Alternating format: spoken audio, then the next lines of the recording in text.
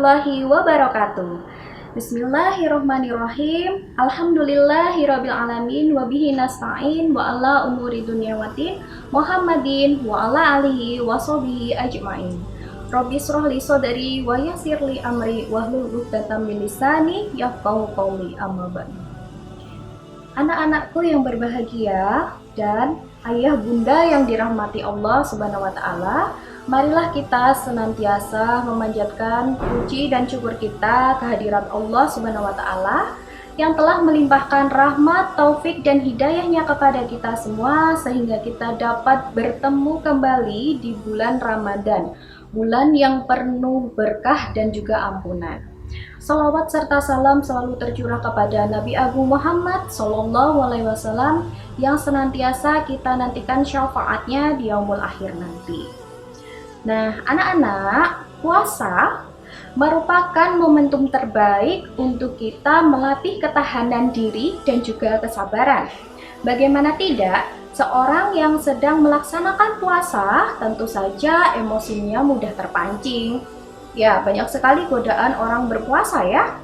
Yang pertama misalnya, di rumah kita lagi puasa, ternyata adiknya siang-siang lagi minum es. Nah, itu termasuk godaan dalam berpuasa. Tetapi kita harus mensikapinya dengan sabar, ya. Menahan, jangan sampai kita marah-marah, jangan sampai kita mengeluh, ya.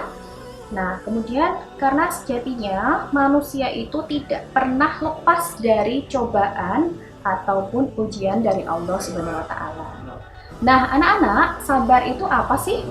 Sabar adalah sebuah keadaan di mana kita menahan diri kita dari segala sesuatu tanpa merasa was-was, khawatir, terus mengeluh ataupun membicarakannya kepada orang lain.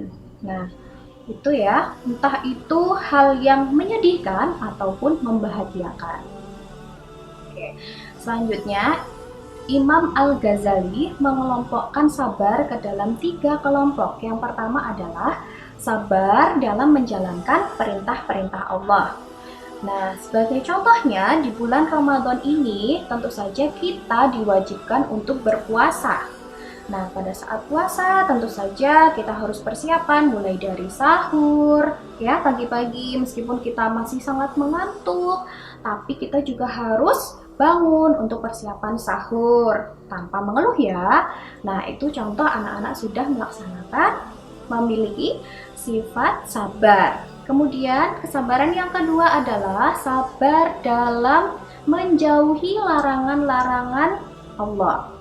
Nah, pada saat puasa tentu saja kita tidak boleh makan dan minum ya. Kita sabar sampai nanti waktunya buka puasa. Kemudian saat puasa juga kita tidak boleh membicarakan keburukan orang lain atau berkata bohong karena dapat membatalkan puasa. Jika anak-anak sudah bisa menahan semua itu, berarti anak-anak sudah bersabar. Oke, kesabaran yang ketiga adalah sabar dalam menghadapi ujian yang diberikan oleh Allah Subhanahu wa taala. Nah, misalnya kita sedang tertimpa musibah, lagi berangkat sekolah, puasa-puasa, tiba-tiba bannya bocor. Astagfirullahaladzim, ya Allah. Terus kita tetap berangkat sekolah, sepedanya dituntun sampai ke sekolah. Nah, itu termasuk sabar juga tanpa mengeluh ya tentunya. Itu. Nah, karena semua ujian itu pasti ada jalan keluarnya anak, jadi kita harus bersabar. Oke. Sebagai motivasinya, ibu punya sebuah kisah. Kisah ini tentang Nabi Ayub alaihissalam. Nabi Ayub alaihissalam termasuk golongan saudagar yang sangat kaya raya. Beliau memiliki segalanya, tapi beliau tidak pernah sombong ataupun merasa, loh aku mampu untuk melakukan semuanya. Tidak. Ataupun kikir, tidak pernah Nabi Ayub itu kikir. Nabi Ayub selalu membantu orang yang membutuhkan bantuan, tidak pandang bulu, ya. Siapapun dibantu oleh Nabi Ayub. Nah, pada saat itu Nabi Ayub sangat taat sekali kepada Allah sehingga selalu diberikan keberkahan dari Allah. Nah, ternyata iblis itu mengirikan semuanya yang dialami oleh Nabi Ayub sehingga iblis memohon izin kepada Allah untuk menggoda Nabi Ayub supaya ketaatannya kepada Allah itu lama-kelamaan menghilang atau berkurang. Ternyata iblis diizinkan oleh Allah Subhanahu wa taala untuk mengganggu Nabi Ayub. Yang pertama, iblis itu memusnahkan semua harta benda yang dimiliki Nabi Ayub dengan cara membakar lahan yang dimiliki oleh Nabi Ayub. Terus ternak-ternaknya juga semuanya hangus terbakar. Yang kedua adalah mengguncangkan gedung yang ditempati oleh putra-putri Nabi Ayub. Sehingga putra-putri Nabi Ayub tertimpa reruntuhan itu tadi, semuanya meninggal dunia. Tidak hanya sampai di situ anak-anak, ternyata iblis juga menaburkan bakteri dan penyakit kulit yang selanjutnya menempel di tubuhnya Nabi Ayub. Hingga Nabi Ayub itu mengidap penyakit yang sangat mengerikan ya. Banyak sekali nanah dan darah yang keluar dari tubuh Nabi Ayub sehingga istrinya tidak tahan dengan semuanya. Lalu istri Nabi Ayub juga meninggalkan Nabi Ayub. Masya Allah. Banyak sekali ya cobaan yang dihadapi oleh Nabi Ayub. Tetapi apa?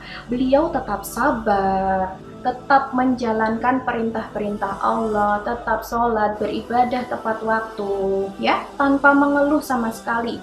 Tapi Nabi Ayub sudah mencapai ke titik kesabarannya, akhirnya beliau berdoa, memohon kepada Allah supaya ujiannya segera berakhir.